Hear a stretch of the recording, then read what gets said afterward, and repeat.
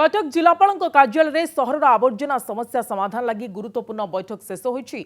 जिलापाल समेत कटक सांसद Bhartruhari Mahtab, Cuttack mayor, Cuttack commissioner, DCP, अन्य विभागीय अधिकारी, बारंग जोन जिला परिषद सदस्य और मुंडली पंचायत सरपंच प्रतिनिधि सामिल होते। आसंता काली सीएमसी टीम सेठाकु गस्त करिबो।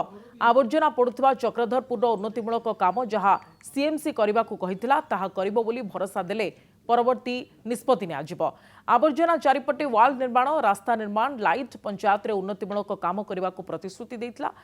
सांसद भर्तृहरि महताब कहिले जे आलोचना होईछि, आगामी दिन में प्रतिश्रुति मुताबक काम पूरण करिबो सीएमसी।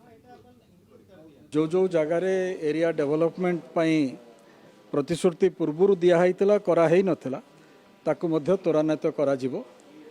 एवं जो प्रतिश्रुति पूर्व दिखाई अल्प कम अधिक अन्य कम रही जाइथिला बाकी कौन सी कारण ता भितर को आगु न जाई से कम को केमती त्वरान्वित बेगर शेष हम और आउ 1 कोटी टंका ऊर्ध सेठी मध्य खर्च हम से दिगरे वीडियो 7 दिन भितर तार एस्टिमेट देबे।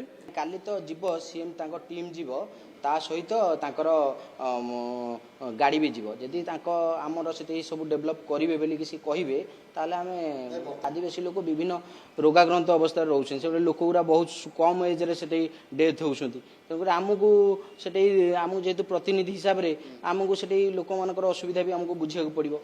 तेणुक सीएमसी की से अलिया जी बारंबार आम से दाबी कलु आम कथा न शुणिले आम बंद कलु।